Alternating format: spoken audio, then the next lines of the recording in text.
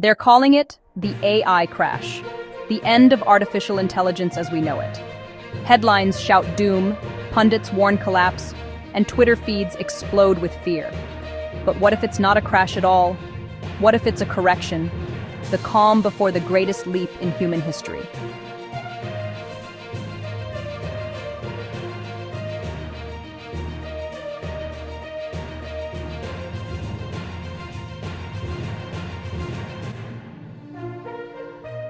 Let's separate fear from facts. Stay to the end for the studies and sources, and the part they don't want you to know.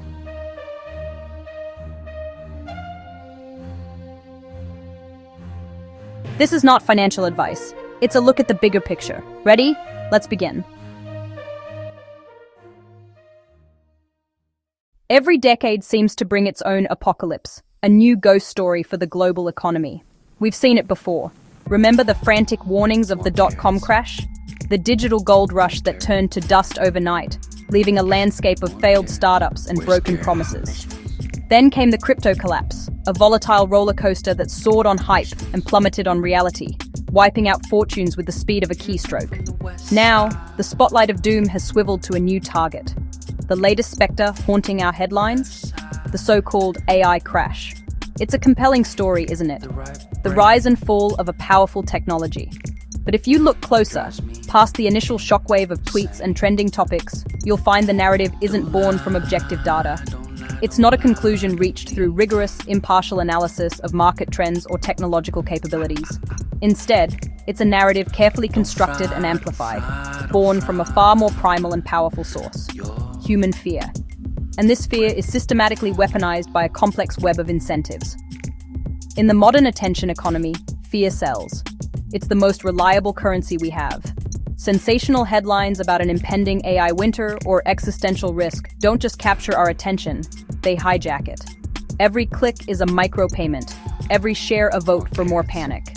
Media outlets, driven by advertising models, know that a story about gradual progress gets a fraction of the traffic of a story about imminent collapse. Outrage generates engagement, and engagement is profit. But it's not just the media. Think tanks, often with their own agendas, secure grants to study these catastrophic risks. Politicians, eager for a platform, find that stoking public anxiety is a shortcut to the spotlight, a way to appear proactive and in control. And what about the industry itself? Pull back the curtain and you'll find a fascinating, counterintuitive dynamic at play. Some of the largest, most established players in the tech world, the incumbents, actually benefit from slowing the AI race. They've already built their moats, their massive data centers, their proprietary models. For them, the current breakneck pace of innovation, especially from the open source community and agile startups, isn't an opportunity. It's a threat. It destabilizes their dominance and forces them to constantly adapt. So, how do they protect their position? By amplifying the risk stories, by funding the research that highlights existential threats, and by lobbying for complex, burdensome regulations. They frame it as a matter of public safety, a noble effort to protect humanity. But the practical effect is the creation of a regulatory labyrinth so dense and expensive to navigate that only they, with their armies of lawyers and compliance officers, can manage it. These regulations become a barrier to entry, effectively shutting the door on smaller innovators and ensuring the future remains in the hands of the few. As these barriers to entry rise, the competitive landscape shrinks. The vibrant ecosystem of startups and independent researchers begins to wither. For the incumbents, the pressure is off. They can control the pace of development, focus on commercialization within their walled gardens, and protect their market share. The race slows down, the market consolidates, and they can finally breathe easier. The public gets a sense of safety, while the giants quietly cement their control. This entire cycle is supercharged by the very platforms we use to get our information. The algorithm, the invisible curator of our digital lives, has no conscience. It doesn't care about truth or context. It cares about one thing: engagement. And nothing is more engaging than outrage. The calm, measured, and nuanced take, the one that says progress is real but complicated, gets buried. It's algorithmically disadvantaged from the start. In this arena, drama always wins. Nuance always loses. The most extreme voices are amplified, creating a distorted feedback loop where the conversation becomes increasingly polarized. And because we are constantly exposed to this skewed reality, we begin to mistake virality for validity. We mistake loudness for truth. But here's the crucial part. While the world is distracted by the spectacle of fear, something else is happening in the quiet corners of innovation. History repeats. After every market panic, after every so-called crash, the real builders get back to work. Away from the noise and the cameras, the true innovators, the ones driven by curiosity, not by clicks, are quietly, diligently building the foundations of the next revolution. The world forgets a fundamental truth about technological advancement. Real progress tends to look boring right up until the moment it looks inevitable. It's not a single dramatic explosion. It's a million small, unglamorous steps. It's the researcher debugging code at 2 a.m. It's the team refining a dataset for the 100th time. It's the slow, steady accumulation of knowledge. This is how breakthroughs actually happen. Not through hysteria, but through iteration. Not through panic, but through persistence. It's the scientific method in action. Hypothesis, experiment, failure, learning, and trying again. This is the engine of progress that the headlines always miss. So, let's make a conscious choice. Let's put the fear aside, step away from the outrage machine, and look at the actual numbers. Let's examine the data on investment, on adoption, on performance benchmarks, and on the real-world problems being solved today. Drives me insane. Don't lie, don't lie, don't lie to me.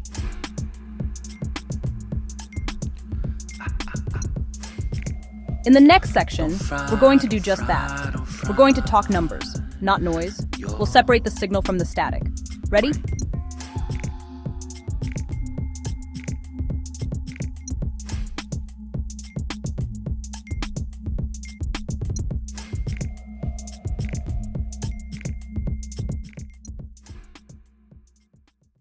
The global AI market is projected to reach $1.8 trillion by 2030, growing at nearly 38% CAGR. Investment this year alone, over $200 billion, 3 times 2022. Two-thirds of companies now integrate AI into daily operations, and productivity metrics are rising.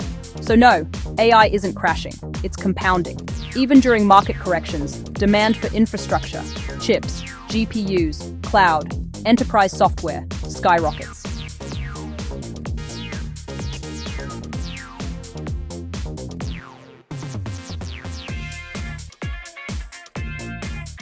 Remember NVIDIA? Critics called its valuation fantasy. Then it crossed $5 trillion. For a moment, it eclipsed the GDP of a nation of over 1 billion people.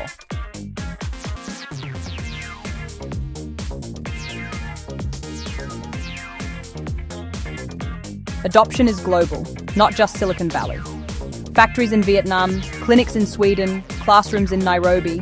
When systems learn, throughput jumps and error rates drop. That shows up where it matters: margins and outcomes.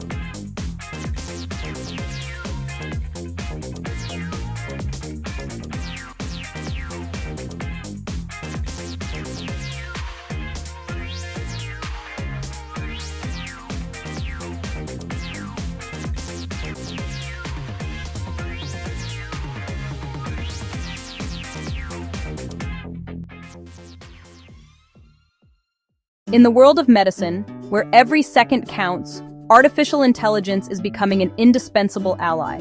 It's not a distant, futuristic concept. It's a present-day reality, quietly revolutionizing patient care from the inside out. Consider the fight against breast cancer, a disease where early detection is the most powerful weapon we have. For decades, the gold standard has been the trained eye of a radiologist, meticulously scanning mammograms. But even the most experienced experts are human. They face immense workloads, leading to fatigue and the potential for error. This is where AI steps in, not as a replacement, but as a vigilant partner. A landmark 2024 study published in Nature Medicine, involving over 80,000 women in Sweden, provided stunning proof of this collaboration. The results were unequivocal. When AI was used to support radiologists, it detected 20% more cancers compared to the standard double reading by 2 human experts. Think about what that means. For 1 in 5 of those women, it meant a diagnosis that came earlier, when the cancer was smaller, more treatable, and the chances of a full recovery were significantly higher. The AI acts as a tireless second reader, flagging subtle abnormalities that might otherwise be missed, allowing doctors to focus their attention where it's needed most. This isn't about machines making decisions. It's about augmenting human expertise to save lives.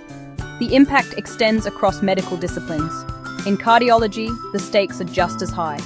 A false negative in a heart screening, where a test incorrectly indicates no disease is present, can have devastating consequences, giving a patient a false sense of security, while a critical condition progresses unnoticed. AI algorithms, trained on millions of echocardiograms and ECGs, are proving to be exceptionally skilled at preventing these oversights. By analyzing complex patterns in heart function that are often invisible to the naked eye, AI has been shown to reduce false negatives by a staggering 38%. This means thousands of patients who might have been sent home are instead correctly identified, allowing for proactive treatment. This acceleration of diagnosis doesn't just improve patient outcomes, it fundamentally streamlines the healthcare system. By catching problems earlier and more accurately, we reduce the need for more expensive, invasive procedures down the line, cutting costs and freeing up critical resources for everyone. The cumulative effect is a paradigm shift in care delivery. It translates to hours of administrative work saved per clinician each week, as AI automates charting and data entry. It means newfound clarity for patients, who can receive faster, more definitive answers. And most importantly, it enables earlier, more effective interventions that change the course of a person's life. This is the quiet revolution of AI in healthcare. Less time on paperwork, more time with patients. This transformative power is also reshaping the future of education. For centuries, the classroom model has been one-to-many, with a single teacher trying to meet the diverse needs of dozens of students. It's an impossible task. Some students get left behind, while others grow bored, waiting for the class to catch up. Today, AI-powered tutors are dismantling this old paradigm, offering a glimpse into a world of truly personalized learning. These platforms are already being used by over 200 million students worldwide, from bustling urban schools to remote learning centers. They don't just digitize textbooks. They create dynamic, one-on-one learning experiences at a scale previously unimaginable. The magic lies in adaptation. Whether in a small village in India or a megacity like Tokyo, these AI systems deliver lessons that adjust in real time. If a student struggles with a concept, the AI can offer a different explanation, provide a simpler problem, or show a foundational video lesson. If a student excels, it can introduce more challenging material to keep them engaged. This happens instantly, creating a unique educational path for every single user. Crucially, this is done in local languages, using culturally relevant examples, ensuring that the feedback and instruction don't just get delivered, they actually stick. It's the end of one-size-fits-all education. And what about the teachers? Far from being replaced, they are being empowered. These AI tools give educators superpowers. Instead of spending hours grading and trying to manually diagnose learning gaps, teachers are presented with a clear, intuitive dashboard. With a glance, they can see which students are thriving, which are struggling, and precisely what concepts are causing trouble. This data-driven insight allows them to intervene with targeted, meaningful support, transforming their role from lecturer to mentor. They get to spend less time on administration and more time on the human connection that lies at the heart of great teaching. Beyond the individual, AI's economic impact is staggering.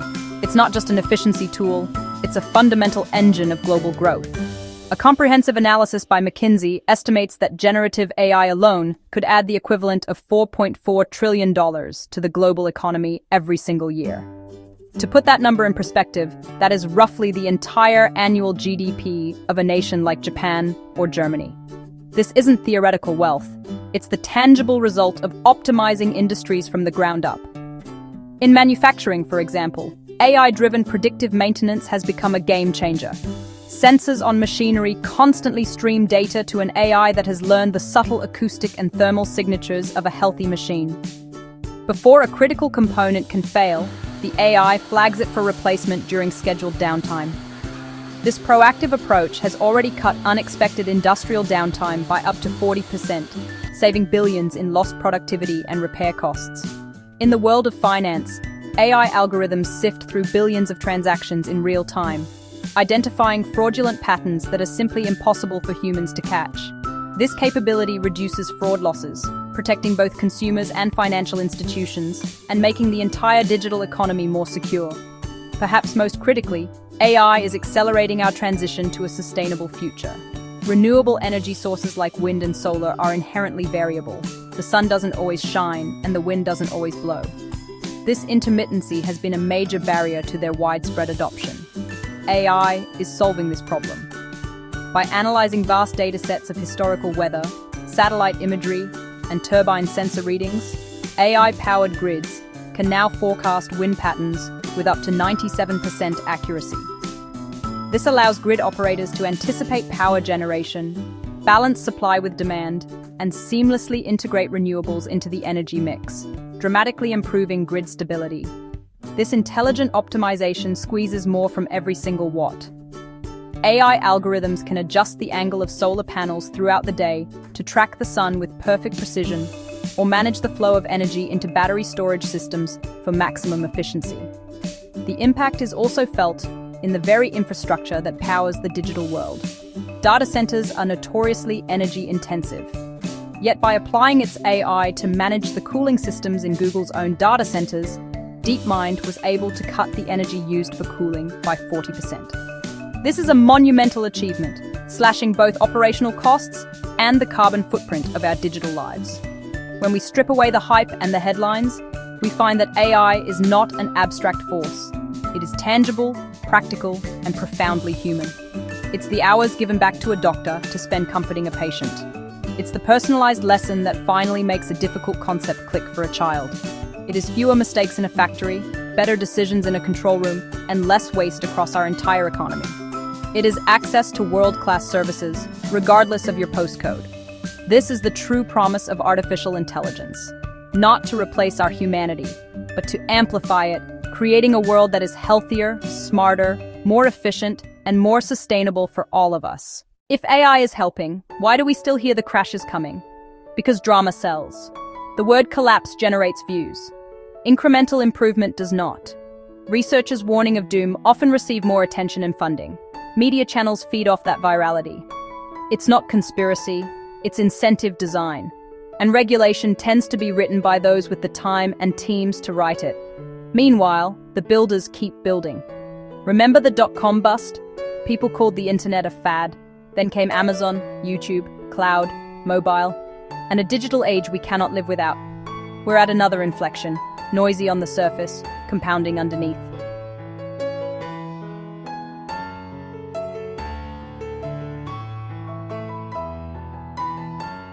We are not watching the end of jobs. We're watching the evolution of work.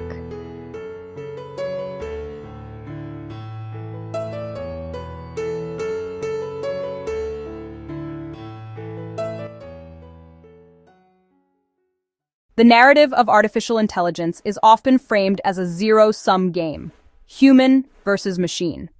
But what if that's the wrong frame entirely? What if the most profound impact of AI isn't automation, but augmentation? This isn't a story about replacement. It's a story about partnership, about a new era of what we call co-intelligence, where human ingenuity is not sidelined, but amplified. The evidence for this collaborative future is not speculative. It's already here, documented in boardrooms, labs, and offices around the world. Consider a landmark 2025 study from MIT's Sloan School of Management. Researchers gave groups of professionals complex, real-world business challenges, like developing innovative products for niche markets. One set of teams worked traditionally. The other was given access to generative AI as a brainstorming partner and data analyst. The results were staggering. The AI-assisted teams were not just marginally better.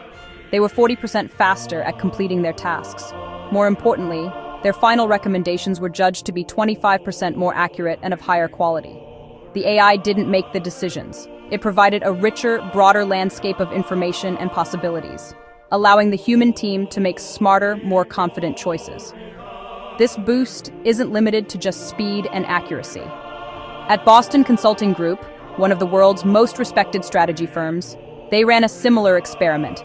Consultants were paired with a GPT-style AI to tackle creative problem solving. The outcome? The human-AI pairs produced 12% more creative and diverse outputs in significantly less time.